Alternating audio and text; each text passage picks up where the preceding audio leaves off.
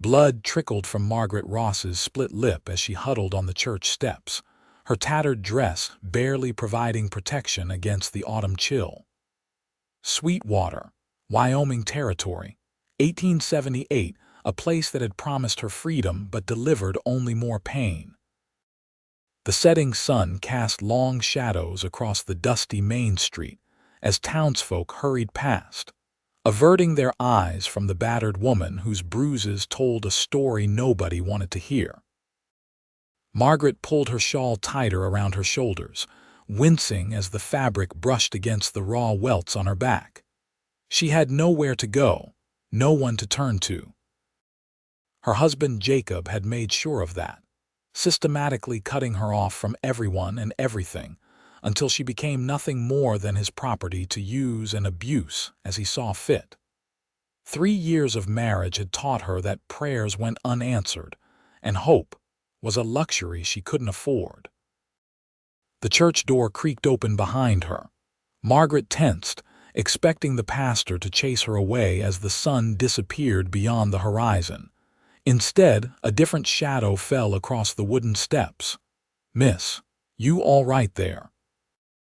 The voice was deep but gentle, tinged with a southern drawl that somehow felt like warm honey on a cold day. Margaret didn't respond, didn't move. Speaking had consequences. Looking men in the eye had consequences. Jacob had taught her that lesson thoroughly. Boot heels clicked on the wooden steps as the stranger descended. Margaret curled tighter into herself. Then a worn leather coat settled around her shoulders, carrying the scent of horses, tobacco, and the open plains. "No one hurts you again." 4 simple words, spoken with such quiet conviction that Margaret finally dared to look up. She found herself gazing into eyes the color of a summer storm gray with flecks of blue. They belonged to a man with sun-bronzed skin and dark hair that curled slightly beneath a well-worn cowboy hat. A thin scar ran along his jawline, disappearing into the stubble on his chin. "Name's Kyle Anderson," he said, crouching down to her level but maintaining enough distance not to frighten her. "And whoever did this to you." His voice hardened as his gaze swept over her injuries. "Well, they best start saying their prayers." Margaret lowered her eyes again, fingers clutching the edges of his coat. "He'll kill me if I run." Her voice was barely a whisper, rusty from disuse. When was the last time she'd spoken to someone other than to beg Jacob to stop? "Your husband?" Kyle asked. She nodded, a single tear tracking through the dirt on her cheek. "He ain't killing nobody, madam." Kyle's voice was soft but carried steel beneath it. "Not while I draw breath." He hesitated, then added, "I've got a room at the boarding house. Mrs. Wilson's a good woman. She could help get you cleaned up, give you a safe place to rest." Margaret's breath caught in her throat. Hope was dangerous. Hope made you vulnerable. Hope made the inevitable disappointment cut deeper. "Why would you help me?" she asked. "You don't even know me." Kyle was quiet for a long moment. "My sister had a husband like yours once," he finally said.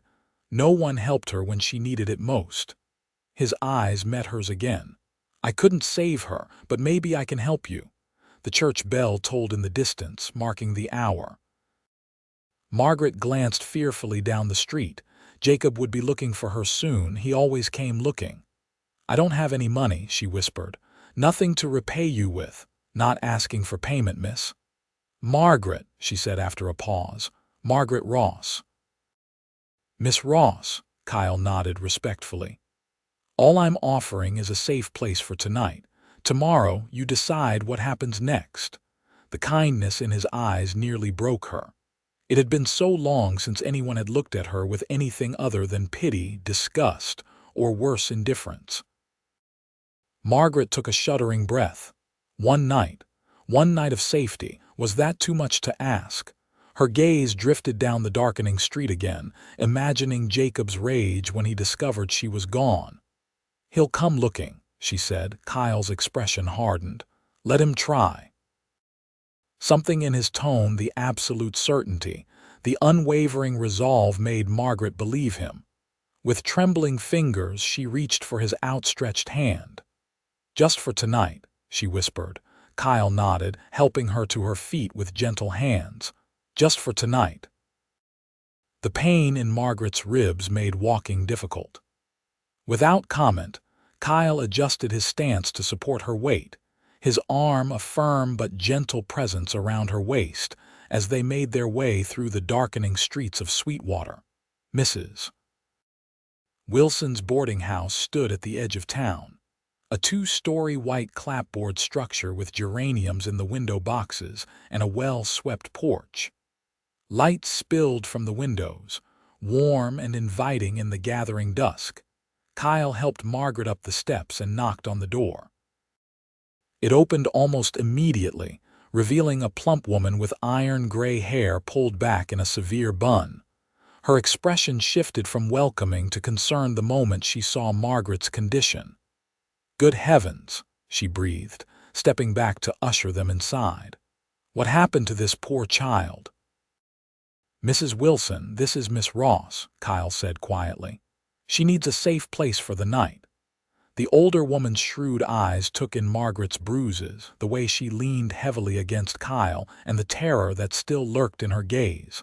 Understanding dawned on her face. "Jacob Ross's wife?" she asked, her voice dropping to a whisper. Margaret flinched and Kyle's arm tightened protectively around her waist. "You know him?" he asked Mrs. Wilson, the landlady's mouth set in a grim line. "Everyone knows Jacob Ross.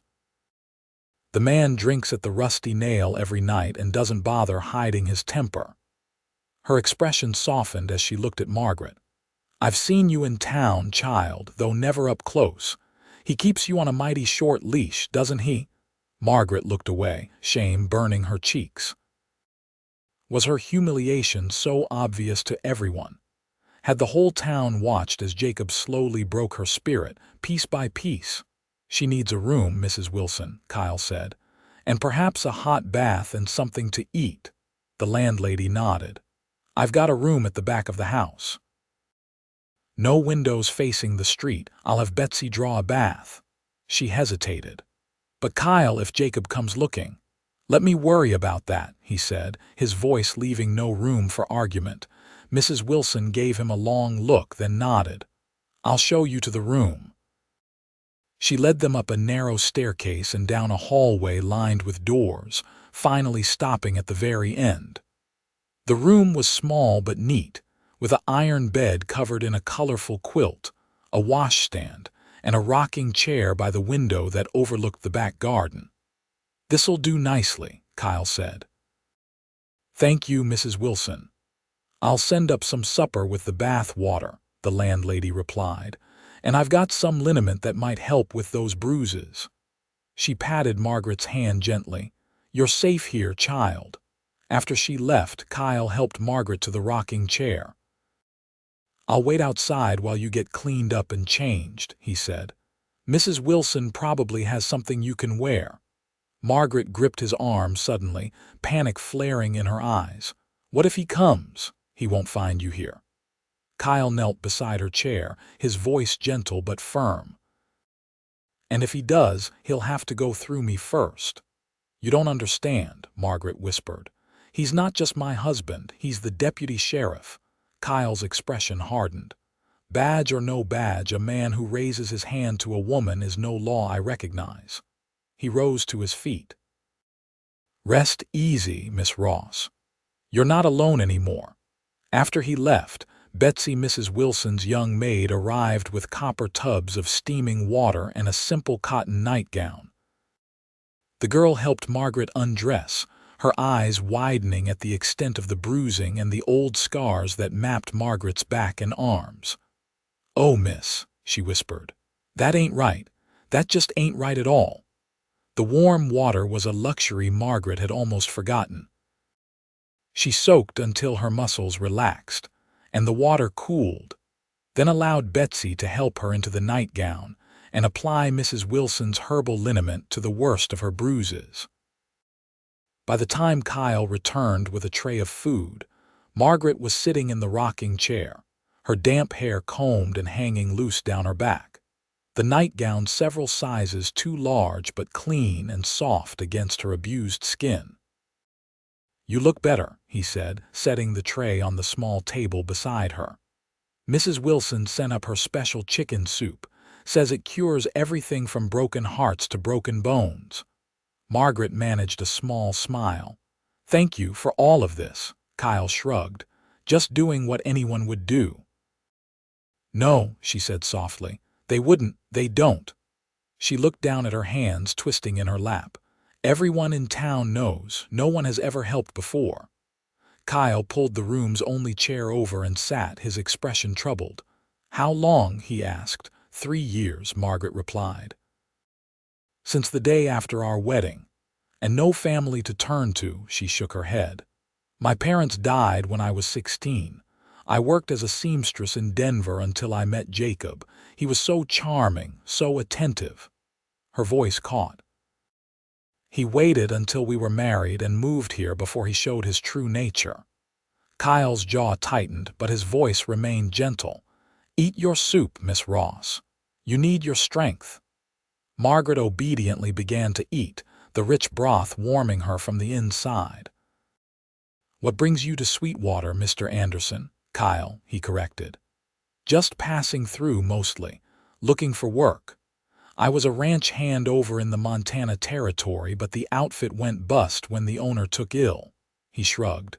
"Heard there might be opportunities further south." "And now you're involved in my troubles," Margaret said, guilt coloring her voice. "Chose to be," Kyle reminded her. "And I don't regret it." A knock at the door made Margaret jump, spilling soup onto the nightgown. Kyle was on his feet instantly, positioning himself between her and the door. "It's just me," came Mrs. Wilson's voice. "I've brought some of my late husband's things. Thought they might be useful." Kyle opened the door. The landlady entered carrying a shotgun and a box of shells. "George always kept this by the bed," she said matter-of-factly. "Said you never know when trouble might come calling." She handed the weapon to Kyle. "It's loaded and ready." "Mrs. Wilson," Kyle began, but she cut him off with a sharp gesture. "I've lived in this town for 30 years, young man. I know Jacob Ross, if he finds out she's here." She glanced at Margaret. "Well, let's just say I prefer to be prepared." She straightened her apron. "I'll be down the hall if you need anything else." After she left, Kyle checked the shotgun with practiced hands, then propped it beside the door. "She's quite a woman, Mrs. Wilson." "She is," Margaret agreed, her hands still shaking slightly. "You really think he'll come here?" Kyle considered the question. "Hard to say. Depends on how determined he is to find you and whether anyone saw us leave the church together." He settled back in his chair. "Try not to worry about that now. Get some rest. We'll figure out the next steps in the morning." Margaret finished her soup and set the bowl aside. "Where will you sleep?" "I'll keep watch in the chair," Kyle said. "You take the bed." Margaret hesitated, then slowly rose from the rocking chair and made her way to the bed. She slipped beneath the quilt, her body grateful for the softness of the mattress after the hard church steps. "Kyle," she said quietly as he turned down the lamp. "Why did you stop today? At the church?" "Why me?" In the dimness, she could just make out his profile as he settled into the chair. "Some things a man can't walk past," he said simply. "Some wrongs need righting." Margaret closed her eyes, letting his words settle over her like a balm. For the first time in 3 years, she slept without fear. The sound of raised voices woke her sometime in the darkest part of the night. Margaret sat bolt upright, heart pounding in her chest. Kyle was no longer in the chair. The shotgun was gone from its place by the door. She slid from the bed, her bare feet silent on the wooden floor as she crept to the door and pressed her ear against it. The voices were coming from downstairs, Mrs. Wilson's high, indignant tones, a man's angry growl, and underneath it all, Kyle's steady, measured responses. "Have no right to barge in here at this hour," Mrs. Wilson was saying. "I have every right, madam." The voice sent ice through Margaret's veins. "Jacob, I'm looking for my wife, and I have reason to believe she's here." "And I'm telling you, Deputy Ross, that I run a respectable establishment," Mrs. Wilson shot back. "I don't harbor runaway wives. Then you won't mind if I search the premises." "Actually, I would mind," Kyle's voice now, calm but unyielding. "Mrs. Wilson's already told you your wife isn't here. Unless you have a warrant, you're trespassing." A tense silence followed. Margaret could picture Jacob's face, the way his right eye twitched when his temper was about to explode. "And who the hell are you?" Jacob demanded. "Just a boarder who doesn't appreciate having his sleep disturbed by unfounded accusations," Kyle replied evenly. "I saw you," Jacob snarled, "at the church, with my wife." Margaret's breath caught. Someone had seen them after all. "I helped an injured woman to a doctor's house," Kyle said. "Didn't catch her name. If that was your wife, maybe you should ask yourself why she was bleeding on the church steps in the first place." Another silence, longer this time. Margaret pressed her hand against her mouth to stifle the sound of her breathing. "This isn't over," Jacob said finally, his voice low and threatening. "Not by a long shot. I'll be watching this place." "You do that," Kyle responded, an edge creeping into his tone. "And I'll be watching you, Deputy." The sound of the front door slamming echoed through the house, followed by heavy bootsteps on the porch and down the steps. Margaret sagged against the wall, her legs suddenly too weak to support her. A few minutes later, soft footsteps approached her door, followed by a gentle knock. "Margaret." "It's Kyle. He's gone." She opened the door to find Kyle standing there, the shotgun held loosely in one hand. Behind him, Mrs. Wilson hovered anxiously in the hallway, her hair in a nightcap, a shawl pulled hastily over her nightgown. "You heard?" Kyle asked. Margaret nodded, unable to speak past the knot of fear in her throat. "He knows I'm here," she finally managed.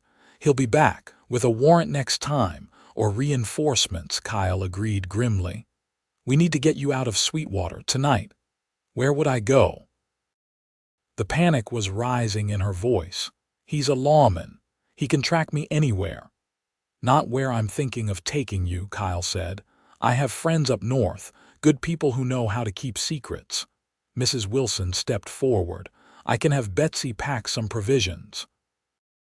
And I've got clothes that might fit you, Margaret." "I can't ask you both to risk yourselves like this," Margaret protested. "Jacob doesn't forget, and he doesn't forgive." Kyle's expression hardened. "Neither do I when it comes to men who beat women." He set the shotgun down and placed his hands gently on Margaret's shoulders. "I made you a promise on those church steps. No one hurts you again. I aim to keep that promise." The conviction in his eyes made something flutter in Margaret's chest, something she thought Jacob had killed long ago. Hope, yes, but something else too. Something she didn't dare name. "We'll leave in an hour," Kyle decided, looking to Mrs. Wilson for confirmation. "Can you be ready by then, Margaret?" She straightened her shoulders, drawing on reserves of strength she hadn't known she still possessed. "Yes," she said. "I can be ready." The next hour passed in a flurry of activity. Mrs. Wilson provided Margaret with sturdy traveling clothes, a blue calico dress, woolen stockings, and a heavy coat that had belonged to her daughter. Betsy packed food and basic supplies while Kyle slipped out to the livery stable to prepare his horse and purchase a second mount for Margaret. "You know how to ride?" he asked when he returned. Margaret nodded. "My father taught me, before." She trailed off, memories of her childhood in Colorado threatening to overwhelm her. Kyle didn't press. "Good. We'll stick to back trails as much as possible. I know this country pretty well." "Where are we going?" Margaret asked as she buttoned the coat with trembling fingers. "Montana Territory, eventually," Kyle replied. "I've got friends with a small ranch near the Bitterroot Valley. Jacob won't think to look for you there." Montana, Margaret repeated, the word tasting of freedom and fear in equal measure. That's so far. Distance is what you need right now, Mrs. Wilson said practically, pressing a small cloth pouch into Margaret's hand. It isn't much, but it should help along the way. Margaret opened the pouch to find several gold coins. Mrs. Wilson, I can't. You can and you will, the older woman said firmly. I've been saving this for an emergency. I'd say this qualifies. She pulled Margaret into a gentle hug. Now go, before that brute comes back with the sheriff in tow. Kyle led Margaret down the back stairs and through the garden to where two horses waited in the shadows. The larger one, a sturdy bay gelding, nickered softly at Kyle's approach. The other, a dappled gray mare, stood quietly as Kyle helped Margaret into the saddle.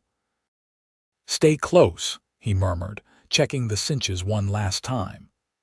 We'll ride west out of town, then circle north once we're clear.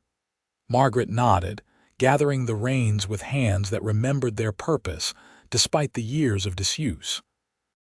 The night air was cold against her face, the stars brilliant overhead. Jacob had forbidden her to leave the house after dark. The simple act of sitting astride a horse under the night sky felt like rebellion. They kept to a walking pace until they were well beyond the town limits, the lights of Sweetwater fading behind them. Only then did Kyle nudge his mount into a trot, Margaret following suit. We'll ride through the night, Kyle explained as they traveled. Put as much distance between us and Sweetwater as possible. There's an old line shack about 15 miles north where we can rest for a few hours tomorrow. Margaret nodded, focusing on the rhythm of the horse beneath her. Her body ached from Jacob's latest beating, but the pain seemed distant now, overwhelmed by the immediacy of their flight and the exhilaration of freedom. They rode in companionable silence for several hours, stopping only briefly to rest the horses and drink from Kyle's canteen. The landscape changed gradually around them, the flat plains giving way to rolling hills dotted with pine and aspen. As the eastern sky began to lighten with the first hint of dawn, Kyle guided them into a dense stand of trees alongside a small creek. We'll water the horses here, he said, dismounting stiffly. How are you holding up? Margaret slid carefully from the saddle, wincing as her feet touched the ground. I'm fine, she said automatically, the response ingrained after years of hiding pain from Jacob. Kyle gave her a knowing look but didn't challenge her. There's food in the saddlebags. We should eat something before we push on. They sat on a fallen log while the horses drank from the creek. Kyle produced biscuits, jerky, and dried apples from his saddlebags. The simple meal tasted better than anything Margaret could remember eating in years. Thank you, she said quietly as they finished eating. For everything. I know you didn't have to do any of this. Kyle was silent for a long moment, his gaze on the lightening horizon. Maybe I did, he finally said. Maybe we all have things we need to make right in this world. The sister you mentioned, Margaret ventured cautiously. What happened to her? Pain flashed across Kyle's face. Her name was Kate. She married young to a man everyone thought was respectable. Thomas Gentry, a banker's son. He broke a twig between his fingers, focusing on the task as he spoke. He beat her for 5 years. I was working cattle drives, gone for months at a time. By the time I found out what was happening, it was too late. I'm sorry, Margaret whispered. Kyle tossed the broken twig aside. He pushed her down a flight of stairs during an argument, told everyone it was an accident. His jaw tightened. No one questioned it, not even the law. And Gentry, he's dead. Kyle's voice was flat, emotionless. Caught a bullet in a saloon fight 2 weeks after Kate's funeral. Some say it wasn't as random as it appeared. Margaret studied his profile in the growing light. You killed him. It wasn't a question, but Kyle answered anyway. I made sure justice was served. He turned to meet her gaze. "I won't apologize for that. I wouldn't ask you to," Margaret said softly. Something passed between them in that moment, understanding, recognition of a shared pain. Then Kyle stood, breaking the spell. "We should move on," he said. "We've still got a long way to go before we reach that line shack." They mounted up and continued north, keeping to wooded areas and ravines whenever possible to avoid being spotted from a distance. By mid-morning, the sun was high and hot, and both riders and horses were showing signs of fatigue. "Not much further," Kyle assured her as they crested a ridge. "The shack should be just beyond that next stand of pines." Margaret nodded wearily. The exertion of riding and the emotional toll of the previous night were catching up to her. Every muscle in her body protested, and the bruises Jacob had left throbbed with renewed intensity. The line shack, when they reached it, was little more than a one-room cabin with a sagging roof and a stone chimney. But to Margaret's exhausted eyes, it looked like a palace. Kyle helped her dismount, his hands strong and steady at her waist. "It's not much, but it'll keep us out of sight for a few hours." Inside, the shack was dusty but intact. A narrow cot stood against one wall, a rough table and two mismatched chairs in the center, and a stone fireplace dominated the far wall. Kyle immediately set about checking the chimney and gathering wood for a fire. "You should rest," he told Margaret, nodding toward the cot. "I'll keep watch." "You need sleep too," she protested, even as exhaustion threatened to overwhelm her. "I've gone longer without," he said, his tone brooking no argument. "Take the cot, Margaret. I'll wake you in a few hours." Too tired to argue further, Margaret sank onto the cot, removing only her boots before stretching out on the thin mattress. Despite her intention to stay awake, to help keep watch, her eyes closed almost immediately. She woke to the smell of coffee and the sound of rain pattering on the roof. For a disorienting moment, she thought she was back in Sweetwater, in the house she shared with Jacob. Then the events of the previous night came rushing back, and she sat up with a gasp. "Easy," Kyle said from his position by the fire. "You're safe." Margaret pushed her tangled hair back from her face, relief washing through her. "How long did I sleep?" "About 6 hours," Kyle replied, pouring coffee into a tin cup. "You needed it." She accepted the cup gratefully, the bitter liquid warming her hands and reviving her spirits. Outside, the rain had settled into a steady downpour. "The storm's a blessing," Kyle remarked, settling into one of the chairs. "It'll wash away any tracks we might have left." "And Jacob?" Margaret couldn't help asking. "Do you think he's following us?" Kyle's expression was grim. "I'd be surprised if he wasn't. A man like that doesn't let go easily." He sipped his own coffee. "But we've got a good head start, and he doesn't know which direction we've gone." Margaret nodded, trying to take comfort in his words. She studied him across the small space, the way the firelight played across his features, the careful alertness in his posture, despite his own obvious fatigue. In the short time she'd known him, Kyle Anderson had shown her more kindness than she'd experienced in years. "You should sleep now," she said. "I can keep watch for a while." Kyle looked as if he might refuse, but exhaustion won out. "Wake me if you hear anything," he agreed, moving to stretch out on the floor near the fire, his saddle serving as a pillow. Within minutes, his breathing had deepened into sleep. Margaret watched him for a long moment, this stranger who had risked everything to help her. Then she moved to the window, pushing aside the tattered curtain to stare out at the rain-washed landscape, keeping vigil as Kyle slept. The storm continued through the afternoon and into the evening.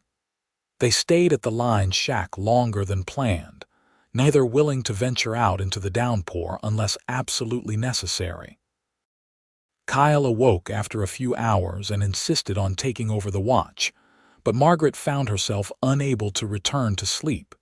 Instead, they sat together by the fire, sharing the provisions Mrs. Wilson had packed and talking in low voices. Kyle told her about growing up in Tennessee, about his father's small farm and his decision to head west after the war. Margaret spoke of her childhood in Colorado, her parents' death from influenza, and her time as a seamstress in Denver. "I was so naive," she said, staring into the flames.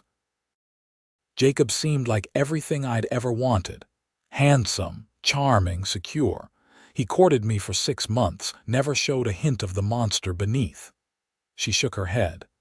"The very night we arrived in Sweetwater, he hit me for the first time, said I'd smiled too much at the livery boy." Kyle's jaw tightened. Some men aren't worthy of the name. "After that, it was like a dam broke," Margaret continued. "Every day brought new rules, new reasons for punishment.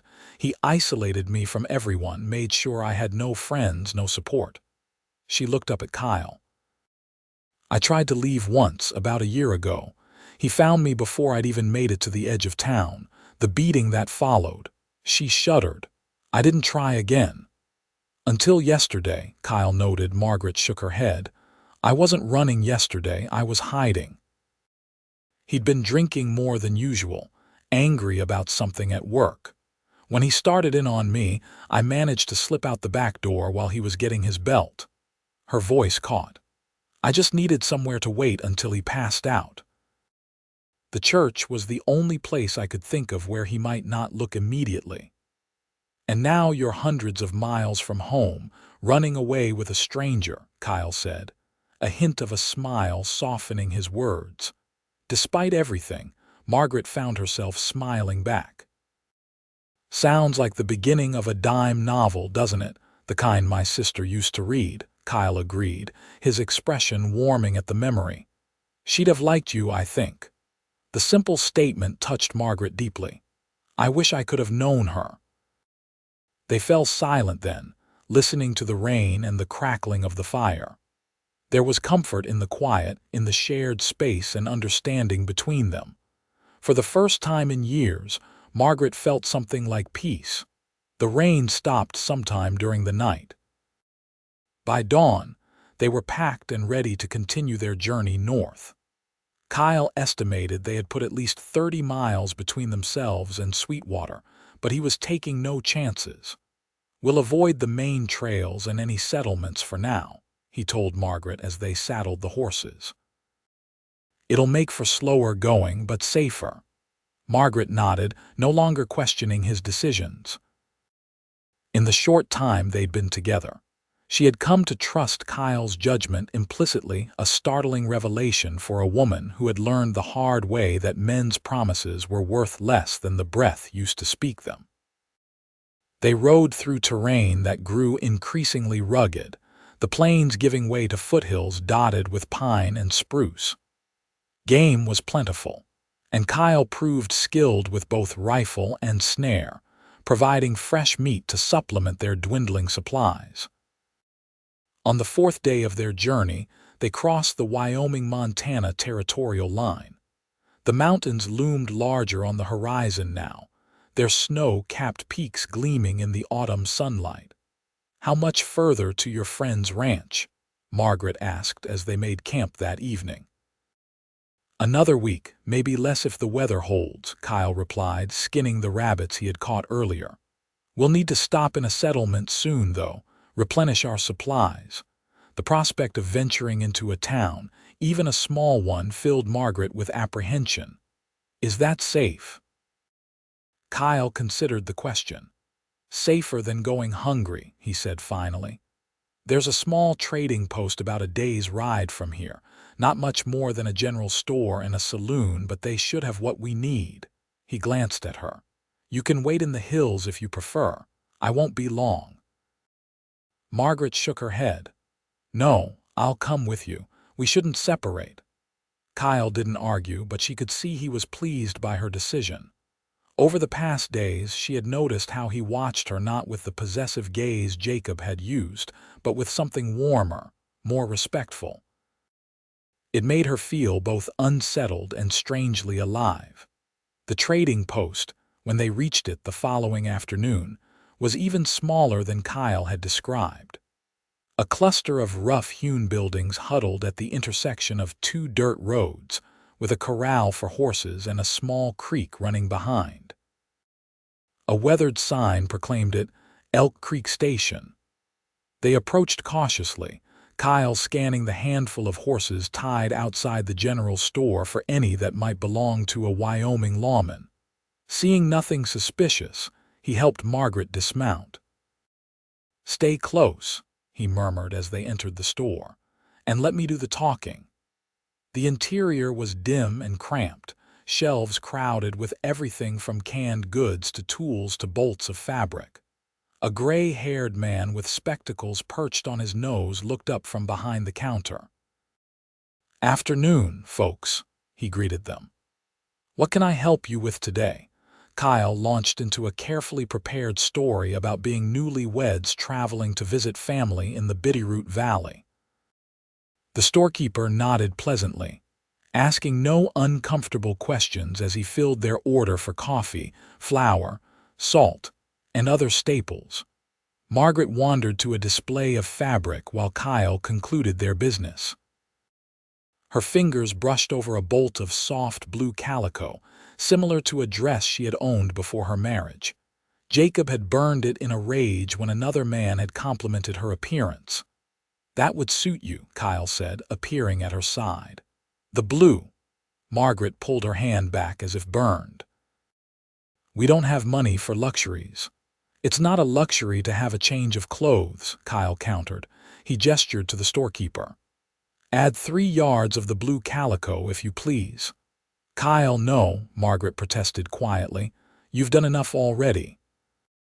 But he was already counting out the money, his expression brooking no argument. "Consider it a gift," he said, "for your wedding." Margaret stared at him, confused, until she remembered the story he had told the storekeeper. "Oh, yes, thank you." The storekeeper wrapped the fabric carefully in brown paper.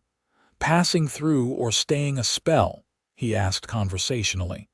"Just passing through," Kyle replied. "Need to reach my brother's place before the mountain passes get snowed in." "Well, you picked a good time to travel," the man said. "Road's been quiet lately, though we did have some excitement a couple days back." He leaned forward conspiratorially. "Wyoming deputy came through, asking after a man and woman traveling together. Said the woman was his runaway wife." Margaret froze, her heart suddenly hammering against her ribs. Beside her, Kyle remained outwardly calm, though she felt his body tense. "That's so," Kyle said mildly. "What did this deputy look like?" "Tall fella, dark hair going gray at the temples. Had a nasty scar across his right cheek." The storekeeper shook his head. "Mean-eyed sort." "Wouldn't want to cross him, Jacob." There was no mistaking the description. "Which way was he headed?" Kyle asked, keeping his voice casual. "North, same as you folks," the storekeeper replied. "But that was 2 days ago. He's likely long gone by now." Kyle nodded, gathering their purchases. "Much obliged for the information. We'll keep an eye out." Outside, Margaret waited until they were out of earshot of the store before clutching Kyle's arm. "He's here, in Montana, following us." "Following a trail, not us specifically," Kyle corrected, his voice low and urgent. "He doesn't know for certain which way we went, and he's still 2 days behind." "But he's getting closer," Margaret insisted. "What if he reaches your friend's ranch before we do? What if he's waiting for us?" Kyle helped her mount, then swung into his own saddle. "He won't be," he said with quiet certainty, "because we're changing course." Instead of continuing north along the main trail, Kyle led them east into more rugged country. They rode hard until dusk, stopping only when the horses needed rest. "We'll stay off the main trails from now on," Kyle told her as they made camp that night. "It'll add time to our journey, but it's safer." Margaret nodded, her earlier panic giving way to a dull, persistent fear. "He won't stop, will he? Not until he finds me." Kyle was silent for a long moment, stoking the small fire he'd built in a sheltered hollow. "Some men can't bear to lose what they consider theirs," he finally said, "even when they've forfeited any right to it through their own actions." "I'm not his," Margaret said, the words emerging with unexpected force. "I never truly was, no matter what the law says." Kyle looked up at that, something like admiration in his eyes. "No," he agreed softly. "You belong to no one but yourself, Margaret Ross." The simple acknowledgement of her personhood, her right to self-determination, brought unexpected tears to her eyes. She turned away, blinking rapidly. "I'm beginning to believe that might be true," she whispered. The next several days passed in a blur of hard riding and brief rests. They kept to the most isolated routes, avoiding settlements and other travelers whenever possible. The terrain grew increasingly challenging as they skirted the edge of mountain ranges, fording streams swollen with autumn rains and navigating dense forests where sunlight barely penetrated. Despite the difficulties, Margaret found herself growing stronger each day. The bruises Jacob had left were fading, and muscles long unused to physical exertion were firming. More importantly, something inside her was healing some wounded part of her spirit that had curled in on itself under Jacob's abuse. In the evenings, as they sat by their small campfire, she found herself talking more freely than she had in years. She told Kyle about her dreams before marriage of having a small dress shop, of traveling to San Francisco or even New York City. Dreams that Jacob had systematically crushed beneath his boot heel. "You could still do those things," Kyle said one night. "Once we reach my friend's ranch, once you're safe, you could start again." Margaret stirred the fire with a stick, watching the sparks rise into the night sky. "I don't know if I remember how," she admitted. "To dream, to plan. Jacob took so much from me." "He only took what you let him take," Kyle said gently. "Your body he could hurt, yes, but your mind, your spirit, those were always yours to keep." Margaret considered his words. "Maybe," she said finally, "but it doesn't feel that simple." "Few important things are," Kyle agreed. He hesitated, then added, "My offer still stands, you know, to take you to my friend's ranch. But if there's somewhere else you'd rather go, someone else you'd rather be with." "There's no one," Margaret said quickly, alarmed at the thought of continuing without him. "Unless you're tired of traveling with me," Kyle's expression softened. "No, Margaret, that's not it at all." "Then why suggest it?" he sighed, running a hand through his hair. "Because I want you to know you have choices now, that you're free to decide your own path." The realization of what he was offering, not just safety or protection, but agency, struck Margaret deeply. "Thank you," she said softly. "For now, I choose to continue with you, if that's all right." The smile that spread across Kyle's face warmed her more than the fire. "More than all right," he assured her. 10 days after leaving Sweetwater, they reached a high valley nestled between two mountain ranges. The autumn colors were at their peak, the aspen trees a brilliant gold against the dark green of the pines. "We're close now," Kyle told her as they paused to rest the horses on a ridge overlooking the valley. "The Anderson Ranch is just beyond those foothills." Margaret raised an eyebrow. "Anderson? Your family?" Kyle shook his head. "No relation, despite the name." "Thomas Anderson was my commanding officer during the war. He and his wife Emma took me in afterwards when I was struggling." A shadow crossed his face. "They're good people. They'll welcome you." They rode on, following a narrow trail that wound down into the valley. As they descended, Margaret could make out cleared fields and the outlines of buildings in the distance. The sight of civilization, even this remote outpost of it, brought both relief and apprehension. "Will they mind?" she asked suddenly. "Taking in a stranger, a woman with complications?" Kyle glanced at her. "Emma Anderson has been taking in strays and lost souls for 20 years, he said with a smile. "You'll probably get a warmer welcome than I will." Margaret wasn't convinced, but she had long since learned to trust Kyle's judgment.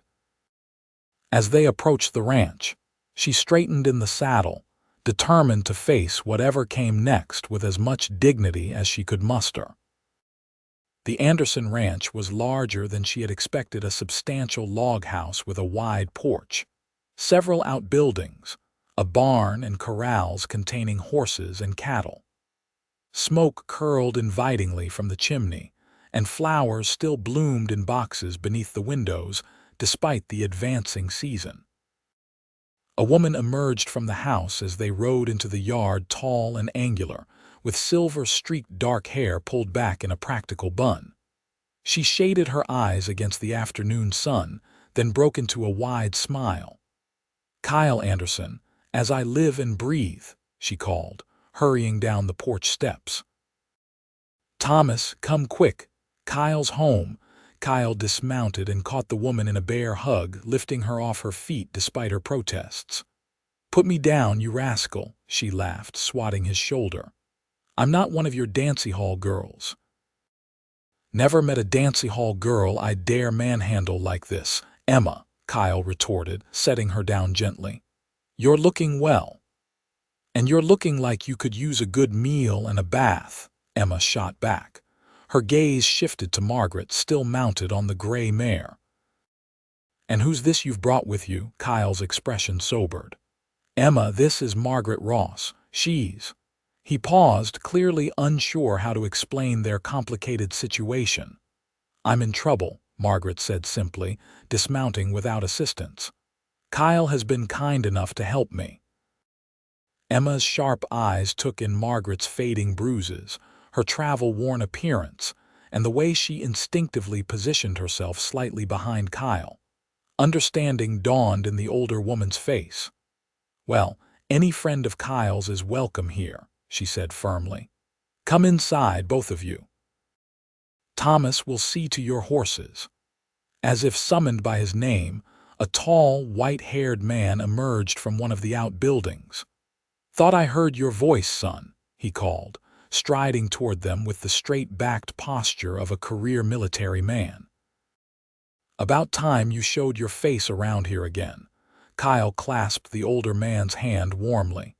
"Good to see you, sir. We've had a long journey." "So I see," Thomas Anderson replied, his keen gaze taking in both travelers and the condition of their mounts. "Emma will get you settled inside. I'll care for your horses." The interior of the Anderson home was warm and inviting, with polished wooden floors, comfortable furniture, and walls lined with bookshelves. Emma led them directly to the kitchen, where a large cookstove radiated heat and delicious smells. "Sit, both of you," she ordered, gesturing to the table. "I've got stew simmering and fresh bread cooling. You can tell me everything while you eat." Over the simple but hearty meal, Kyle explained their situation: Margaret's abusive marriage, their escape from Sweetwater, and Jacob's pursuit. He was careful to be thorough but respectful, never speaking for Margaret when she could answer for herself. Emma listened intently, her expression growing increasingly grim. When Kyle finished, she reached across the table to grasp Margaret's hand. "You're safe here," she said firmly. "Thomas was a colonel in the Union Army. He still has friends in territorial government. If your husband comes nosing around, he'll find more trouble than he bargained for." Margaret blinked back sudden tears. "Thank you," she whispered. "I don't know how I'll ever repay your kindness." "Nonsense," Emma said briskly, rising to clear the dishes. "No repayment necessary. Now I imagine you'd both like to clean up after your journey. Kyle, you know where your room is. Margaret, I've put you in the guest room at the end of the hall. There's a bathhouse behind the kitchen. I'll have hot water ready for you in half an hour." After Emma left, Kyle turned to Margaret with a slight smile. "Told you she'd welcome you." Margaret returned the smile, feeling a tentative lightness in her heart. "She's wonderful. They both are." "They saved my life in more ways than one," Kyle said quietly. After the war, after Kate, I wasn't in a good place. They gave me purpose, a reason to keep going. He reached across the table, briefly touching her hand. Rest now, we'll talk more later. The guest room was small but comfortable, with a feather bed, a chest of drawers, and a window overlooking a kitchen garden. Margaret sat on the edge of the bed, overwhelmed by the sudden luxury of safety and privacy after days on the trail. A soft knock at the door roused her from her thoughts. Emma entered carrying a stack of folded clothing and a pitcher of hot water. "I thought you might like to freshen up before your bath," she said, placing the items on the chest of drawers. "These were my daughter's. She's married and living in Helena now, but she left some things behind. They should fit you well enough for now." "You're very kind," Margaret said. "I don't know what would have happened if Kyle hadn't found me." Emma's expression softened. "That boy has a good heart despite everything he's been through." She hesitated, then added, "He told me about your husband." "About what he did to you?" Margaret looked down, shame washing through her despite herself. "None of that now," Emma said firmly, surprising Margaret by sitting beside her on the bed. "You've nothing to be ashamed of. The shame belongs to the man who broke his vows to protect and cherish you." "I should have been stronger," Margaret whispered. "Should have left sooner, fought back harder." "You survived," Emma countered. "That takes more strength than most people will ever know." She patted Margaret's hand. "Rest now. You're safe here for as long as you need to be." After Emma left, Margaret used the hot water to wash her face and hands, then changed into the borrowed clothing, a simple blue skirt and white blouse that fit better than expected. She had just finished braiding her damp hair when another knock came at the door. "Bath's ready," Kyle called. "Emma says to come while the water's hot." The bathhouse was a small wooden structure attached to the back of the main house. Inside, a large copper tub steamed invitingly, screens providing privacy and shelves holding soap, towels, and other necessities. Margaret sank into the hot water with a sigh of pure pleasure. How long had it been since she'd enjoyed a proper bath? Jacob had always begrudged the water and fuel such luxuries required, limiting her to quick washes with cold water most of the time. She washed thoroughly, scrubbing away the dust of travel and, it seemed, the lingering taint of Jacob's touch. By the time she emerged, dressed again in Emma's daughter's clothes, she felt renewed in both body and spirit. The days that followed took on a peaceful rhythm. Margaret helped Emma with household tasks, grateful for the chance to be useful. Kyle worked with Thomas in the fields and corrals, the two men falling easily back into a familiar pattern of cooperation. In the evenings, they gathered in the main room of the house. Thomas read aloud from newspapers or books, while Emma mended clothing, and Kyle whittled small wooden figures with a pocket knife. Margaret usually sat quietly, sewing or simply listening, content to be part of this domestic tableau. "You have a gift with a needle," Emma remarked one evening, examining a dress Margaret had altered. "These stitches are finer than anything I could manage." "I was a seamstress before I married," Margaret explained.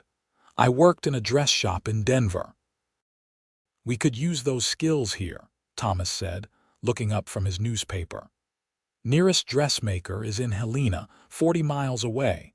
Folks around here make do with mail-order catalogs or their own efforts." Margaret glanced at Kyle, who was watching her with quiet interest. "I'd need materials," she said hesitantly, "and a space to work." "We've got the old spring house," Emma suggested. "Not much use for it since Thomas built the new one closer to the house. It has good light with those big windows." "You're serious?" Margaret asked, the first stirrings of excitement rising within her. "Dead serious," Thomas confirmed. "Next time we go to Helena for supplies, we could bring back what you need to get started." It was the first time in years that someone had encouraged her to pursue her own interests, to use her skills for something beyond basic survival. The feeling was both exhilarating and terrifying. I'd like that, she finally said. Very much. Kyle caught her eye across the room and smiled a warm, approving smile that made her heart beat a little faster.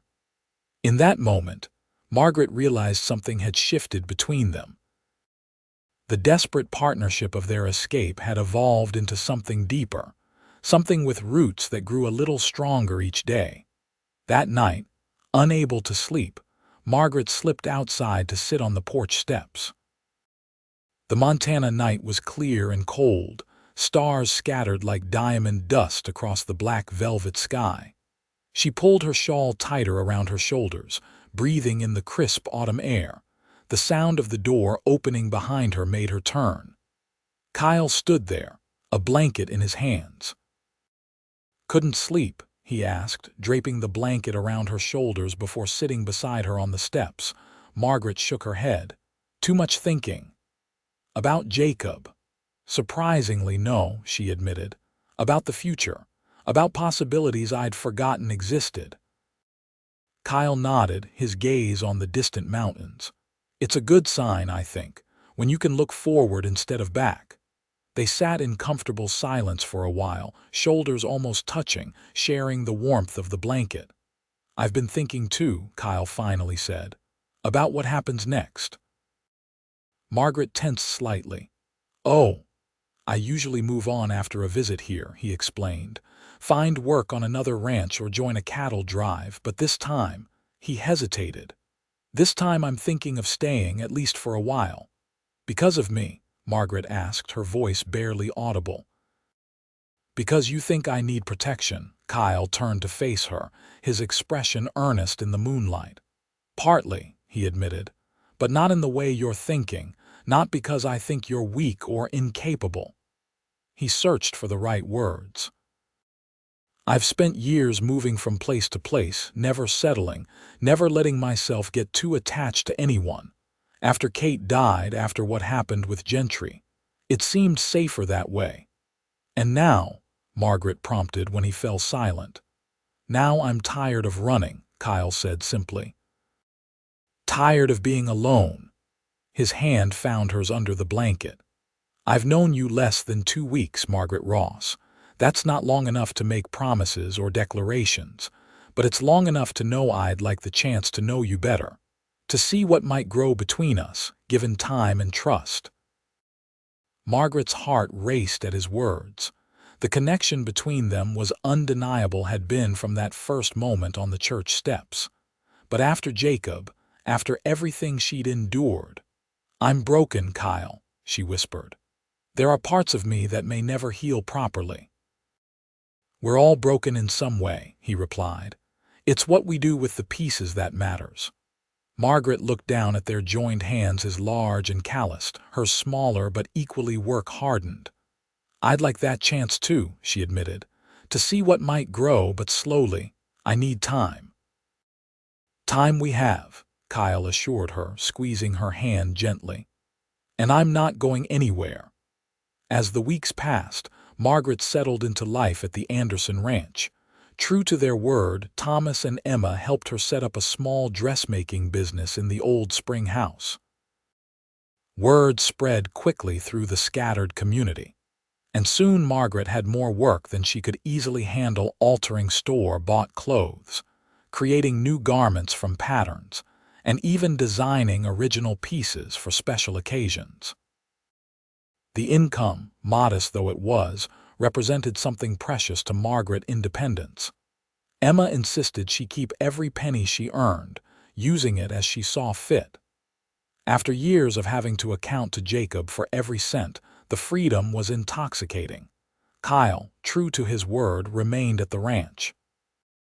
He worked alongside Thomas during the day and spent evenings with Margaret, their relationship developing slowly but steadily. Sometimes they talked for hours. Other times they simply enjoyed each other's company in comfortable silence. He never pushed for more than she was ready to give. respecting the boundaries she set without question. As winter settled over the valley, blanketing the ranch in snow, the four of them formed a tight-knit family unit.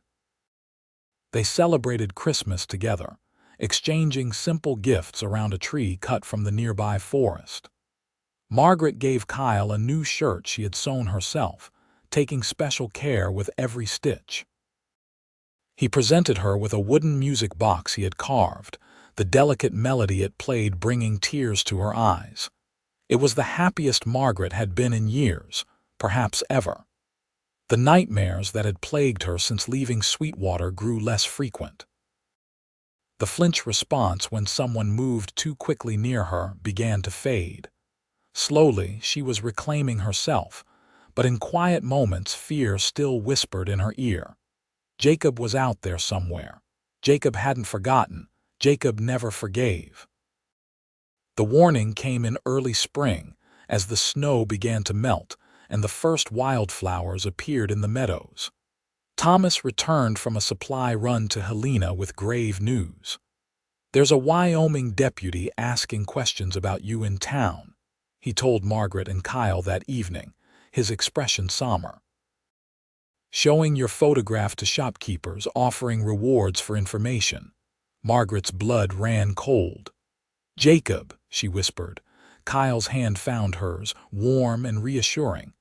"How much does he know, sir?" "Hard to say," Thomas replied. "Helena's a fair-sized town now, lot of people passing through. But it's only a matter of time before someone remembers I mentioned having a new seamstress out at the ranch." He looked directly at Margaret. "You need to decide what you want to do, child. This is your life, your choice." Margaret took a deep breath, steadying herself against the rush of fear. "What are my options?"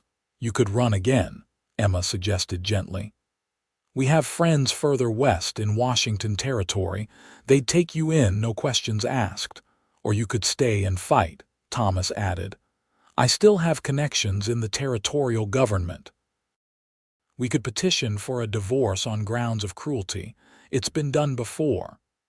"That would mean facing him," Margaret said, her voice trembling slightly. "In court, publicly." "Yes," Thomas acknowledged. "But with witnesses to testify to your condition when you arrived here, and possibly others from Sweetwater who might speak up once you've taken a stand." He glanced at Kyle. "It's a risk, but it might free you legally as well as physically." Kyle had remained silent, his thumb tracing gentle circles on the back of Margaret's hand. Now he spoke, his voice quiet but firm. "There's another option," he said. "We could marry." 3 pairs of eyes turned to him in surprise.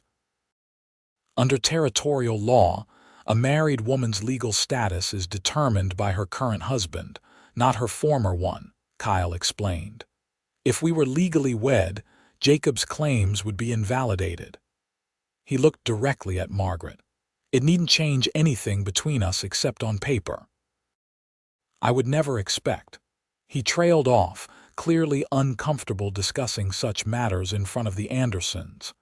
"It's not a decision to make hastily," Thomas warned. "Marriage is a serious commitment, even one entered into for legal protection." "I know," Kyle agreed. "That's why it has to be Margaret's choice, completely and without pressure." Margaret's mind whirled with conflicting emotions. Marriage again, so soon after escaping Jacob. The thought should have terrified her. Yet this was Kyle, kind, patient Kyle, who had never once made her feel less than equal, less than worthy of respect. "I need to think," she said finally. "Can I have until tomorrow to decide?" "Of course," Emma assured her. "Take all the time you need." Margaret retreated to her room early that night, claiming fatigue. But sleep eluded her as she paced the small space, weighing her options. Running meant starting over again, alone, in yet another strange place. Fighting meant facing Jacob, submitting herself to public scrutiny and judgment. And marriage. Marriage to Kyle meant binding herself once more to a man, trusting that his true nature matched what she had seen so far. A soft knock at her door interrupted her thoughts. "Margaret, it's Kyle. May I speak with you?" She hesitated, then opened the door. Kyle stood in the hallway, his expression troubled in the lamplight. "I shouldn't have suggested marriage like that," he said without preamble. "It wasn't fair to you, springing it on you in front of Thomas and Emma." "It's a practical solution," Margaret replied, stepping back to allow him into the room. She left the door open. Propriety demanded at least that much. "Practical, yes," Kyle agreed, remaining near the doorway, "but marriage should be more than practical. It should be a choice made freely, out of love and commitment, not necessity or fear."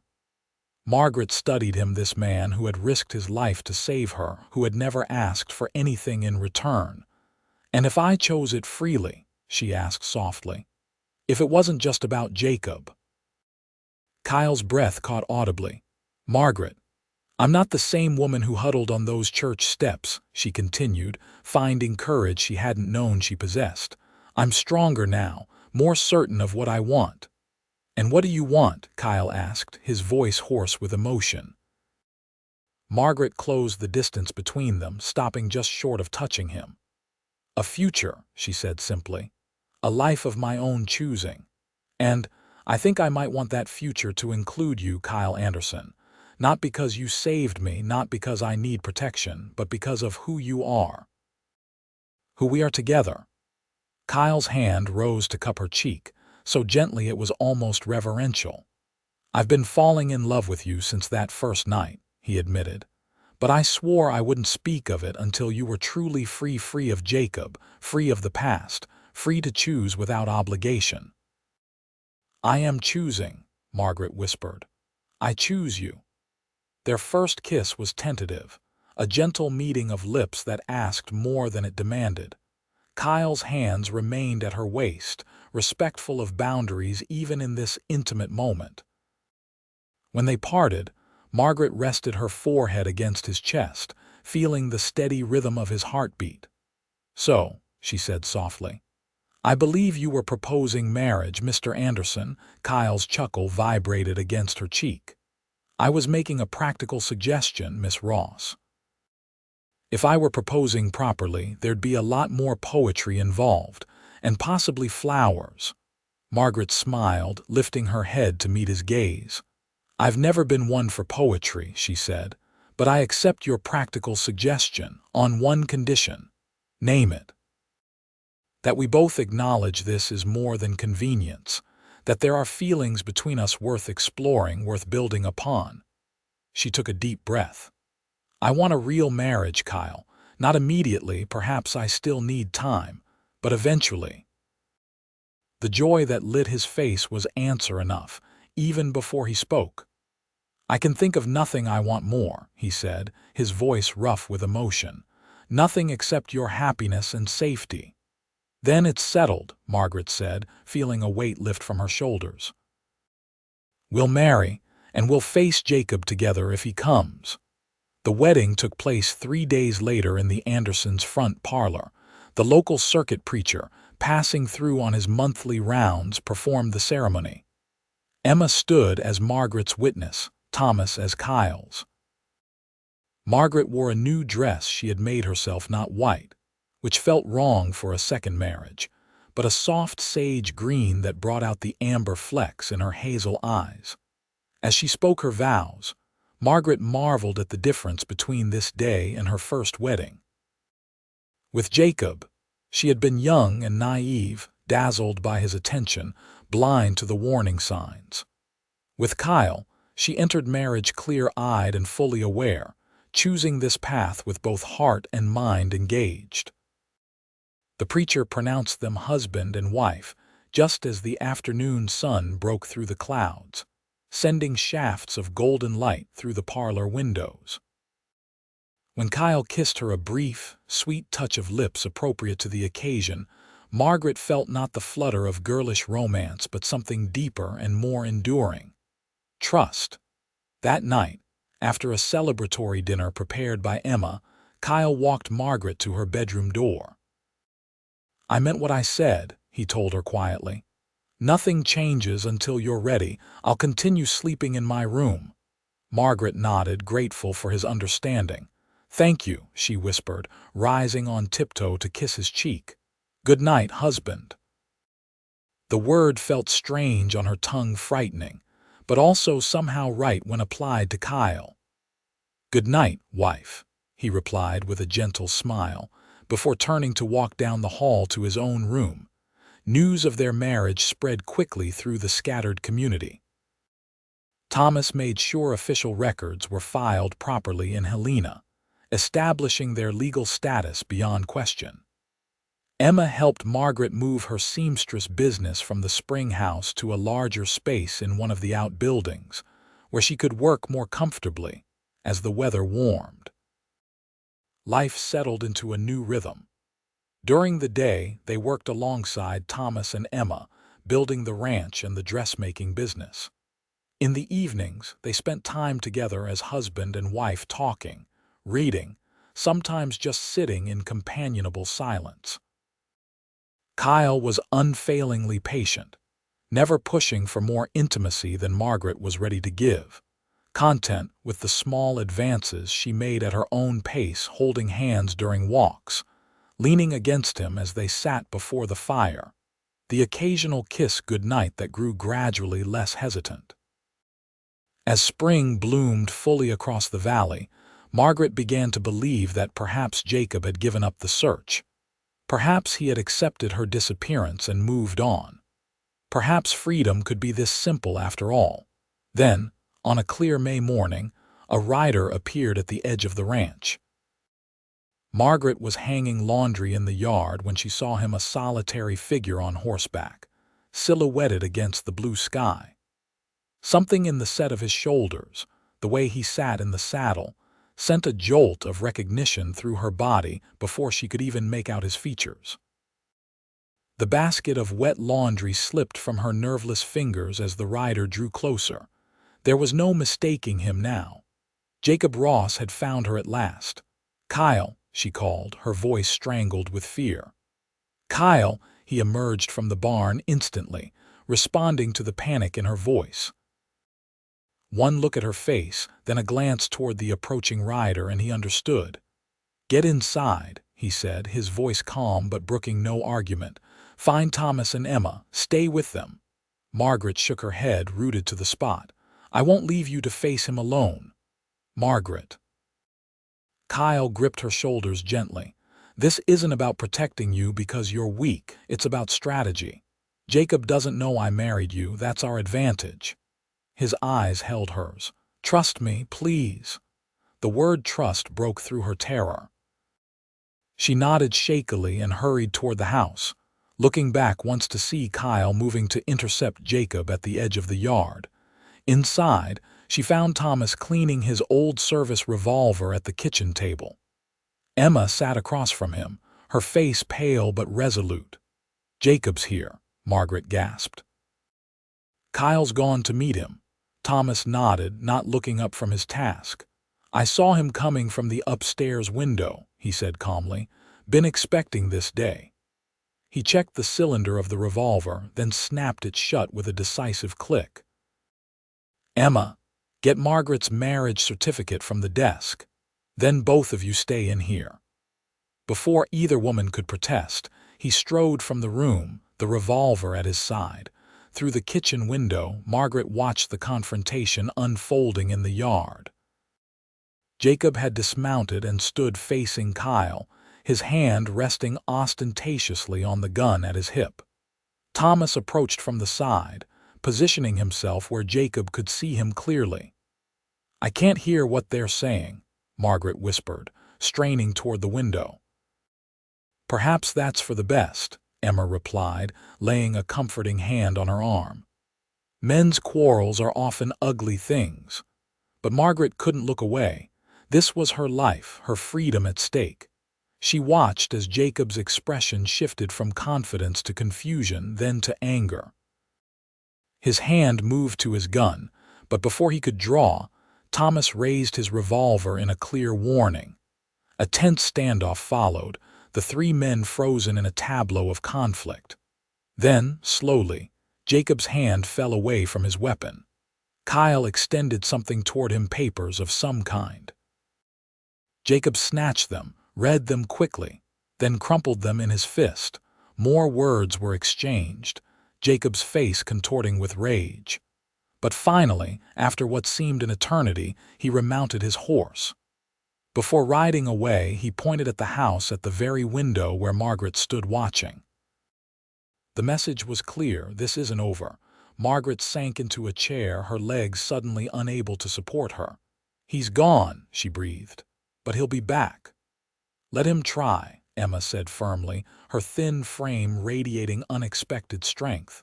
"He'll find no welcome here." Kyle and Thomas entered the kitchen a few minutes later, their expressions grim but satisfied. "What happened?" Margaret asked, rising to meet them. "What did you show him?" "Our marriage certificate," Kyle replied. "And a letter from Judge Wilson in Helena, confirming that under territorial law, your marriage to Jacob is now null and void." He took her hands in his. "You're legally my wife, Margaret. He has no claim on you anymore." He didn't accept it, she guessed, reading the tension in Kyle's face. "Not graciously, no," Thomas confirmed. "Man's got a vicious temper. Threatened all manner of legal action, claimed the marriage was obtained under false pretenses, that Kyle had stolen his property." The older man's mouth twisted in disgust. "Had some choice words for you too, Margaret." "Not worth repeating." "But he left," Kyle said. "That's what matters for now." Margaret wasn't convinced. "He wouldn't give up so easily," she insisted. "I know him, Kyle. This is just the beginning." Kyle exchanged a look with Thomas. "We'll be ready," he promised. "All of us, together." That night, Margaret lay awake in her bed, replaying the day's events in her mind.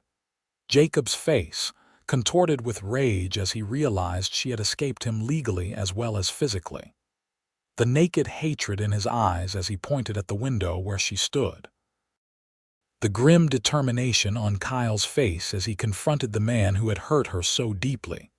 A soft knock at her door roused her from these dark thoughts. "Margaret, are you awake?"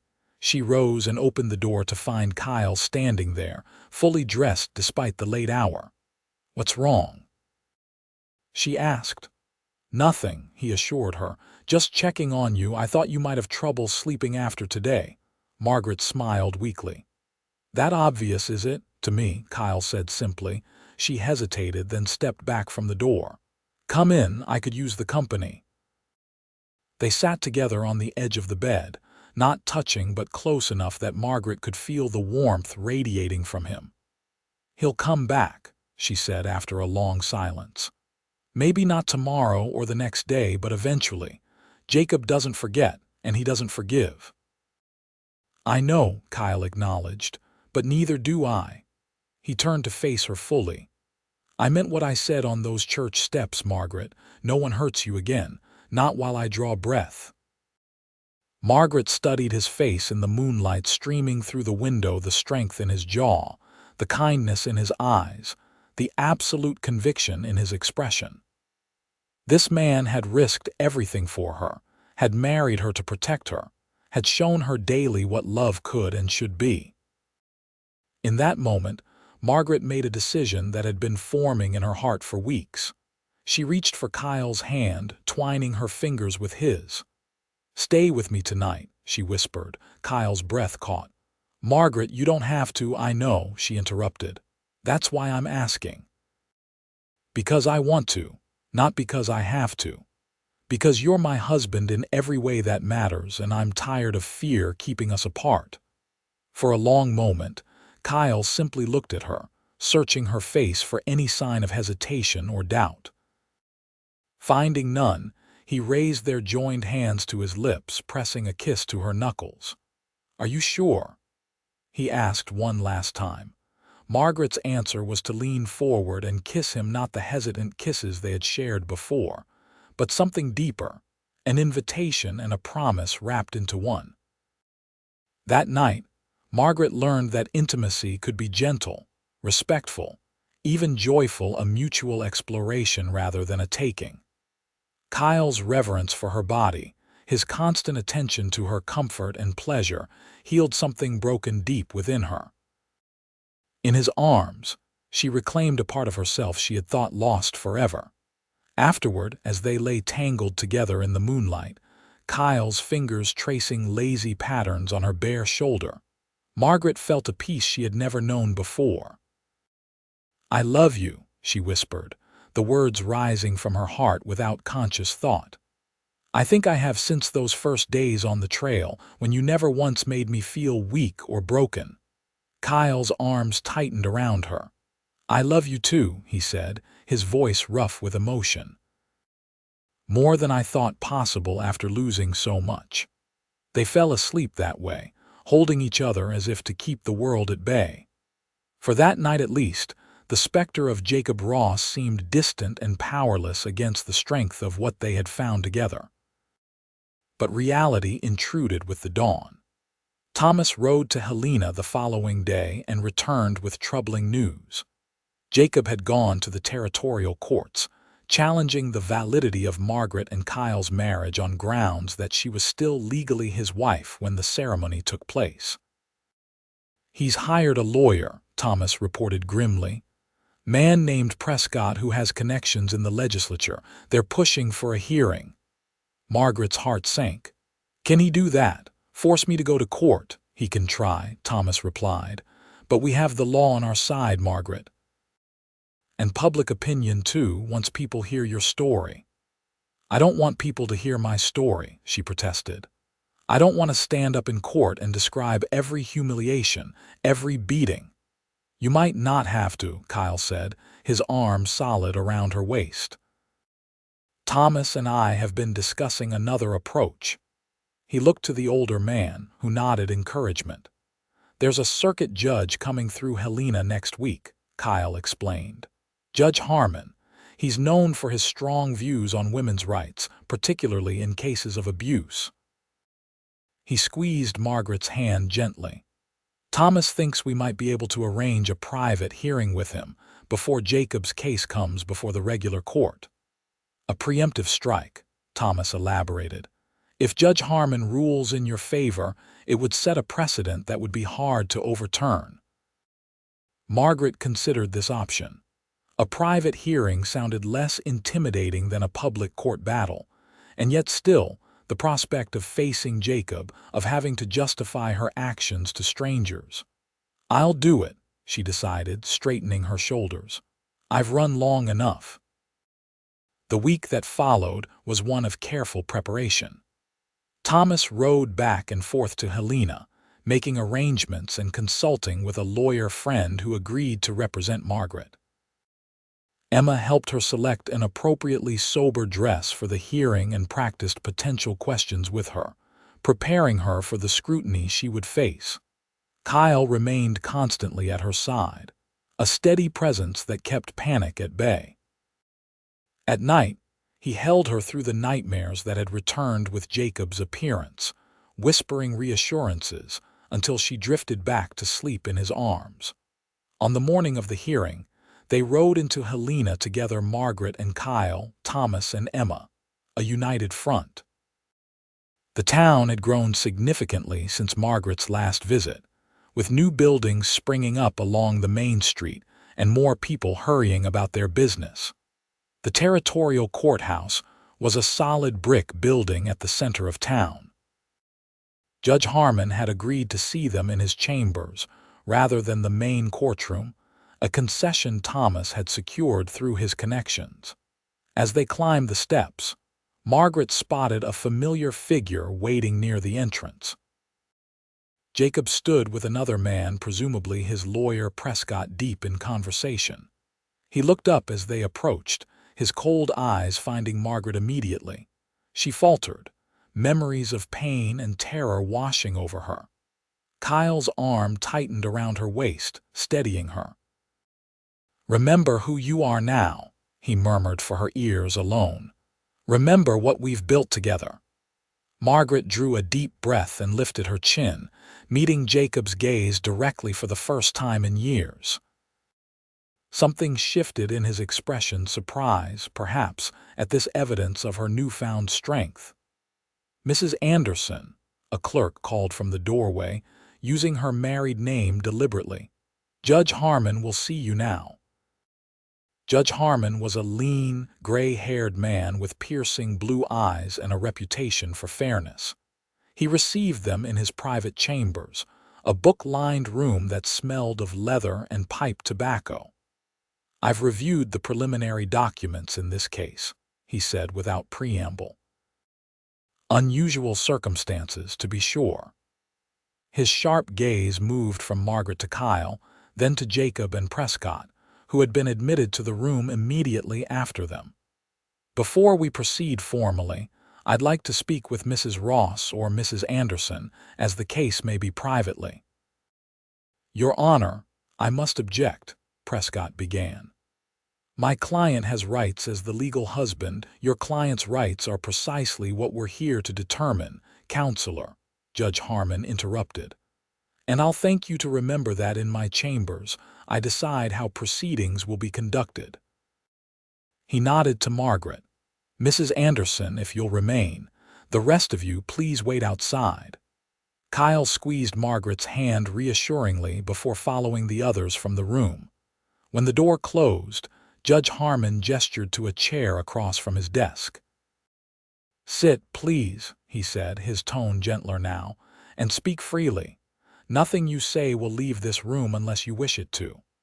Margaret sat, smoothing her skirts nervously. "What would you like to know, Your Honor?" "The truth," he said simply. "About your marriage to Deputy Ross, about your departure from Sweetwater, about your current circumstances. In your own words, without coaching or interruption." So Margaret told him. Starting with her courtship by Jacob, she recounted the systematic abuse that had begun immediately after their wedding. She described her isolation, her fear, the gradual erosion of her sense of self under Jacob's cruel dominance.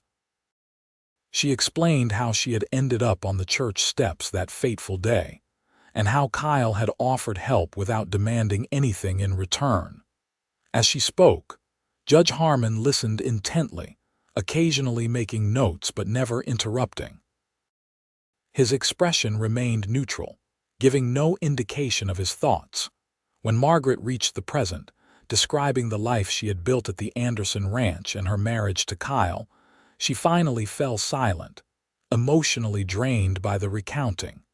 Judge Harmon studied her for a long moment.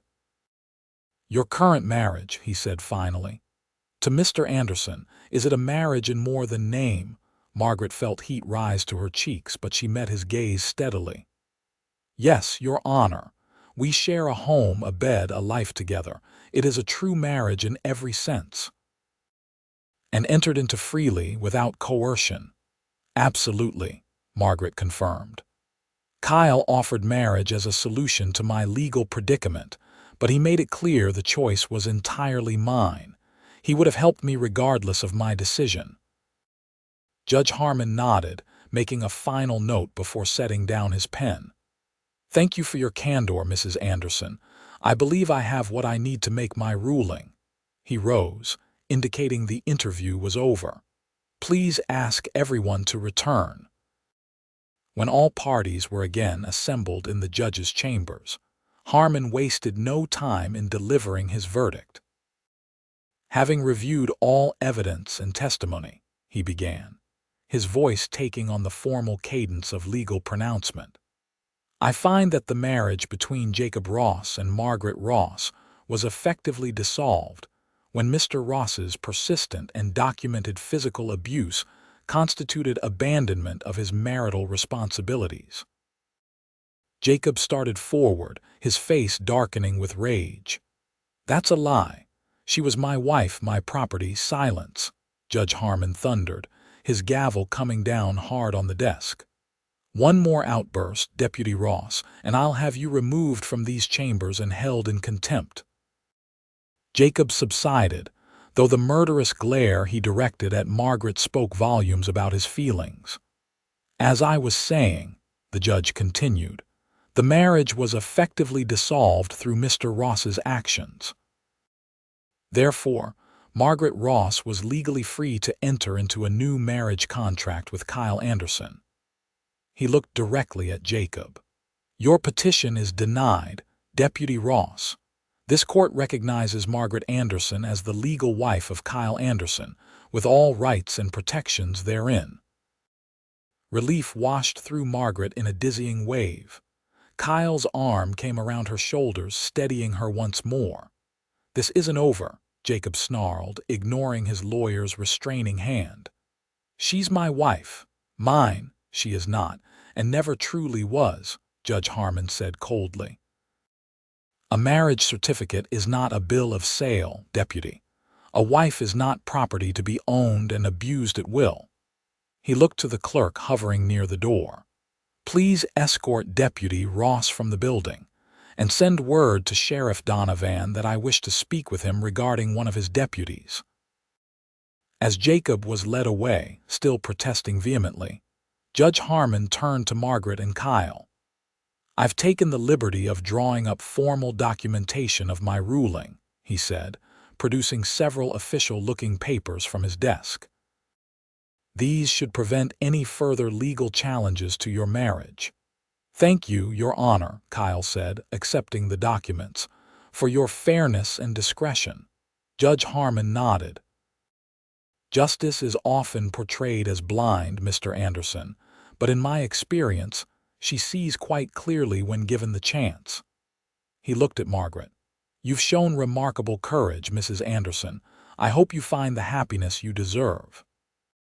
Outside the courthouse, the bright Montana sunlight seemed to reflect Margaret's lightened spirit. For the first time since fleeing Sweetwater, she felt truly free, not just physically distant from Jacob, but legally and emotionally liberated from his control. "It's over," she said wonderingly as they descended the courthouse steps. "Really over." "It is," Kyle confirmed, his smile as bright as the sun overhead. "You're free, Margaret, completely and legally free." Thomas and Emma waited with the horses, their expressions shifting from anxiety to relief as they read the outcome on Margaret and Kyle's faces. "Good news?" Thomas asked. "The best," Kyle replied. "Judge Harmon ruled entirely in our favor. Jacob has no legal claim on Margaret anymore." Emma embraced Margaret warmly. "Thank the Lord," she murmured. "Now you can truly begin your life together." They mounted their horses for the ride back to the ranch, Margaret's heart lighter than it had been in years. The specter of Jacob Ross, which had haunted her for so long, seemed to diminish with each passing mile, yet a shadow of concern remained. "What if he doesn't accept the ruling?" she asked Kyle as they rode. "What if he tries something else?" Kyle's expression hardened briefly. "Then he'll find that legal protections aren't the only kind we have at the ranch," he said quietly.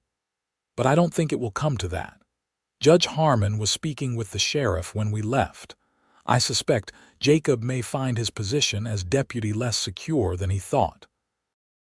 Margaret nodded, choosing to believe in this new future they were forging. The road ahead stretched before them, bright with possibility. As summer bloomed across the valley, Margaret's dressmaking business flourished.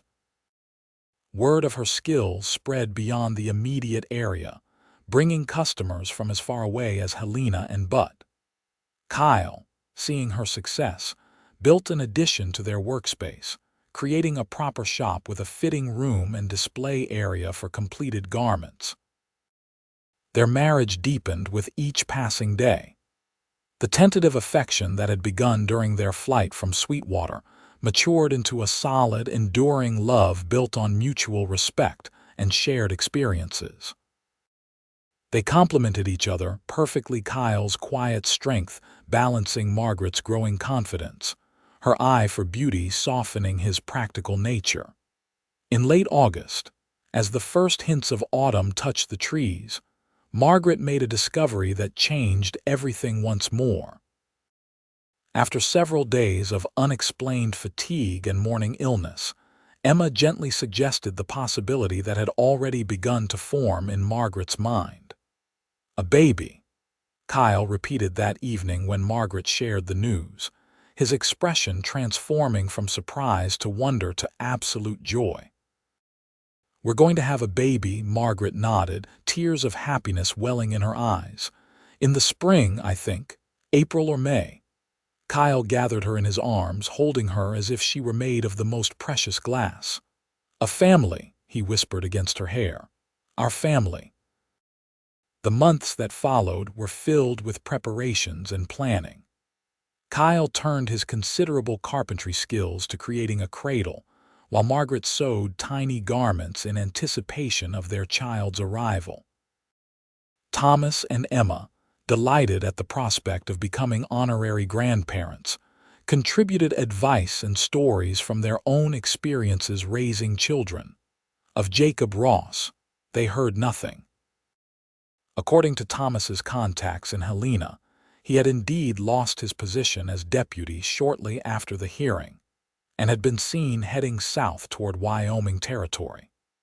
Whether he had truly accepted the finality of Judge Harmon's ruling, or simply retreated to nurse his grudges remained unknown. Margaret chose not to dwell on such uncertainties. The future that stretched before her as a wife, a mother, a respected businesswoman in her own right, was too bright to be shadowed by fears of the past. On a perfect spring morning in early May 1880, Catherine Emma Anderson entered the world after a relatively easy labor. She had her father's storm-gray eyes and a dusting of dark hair that promised to be as unruly as his.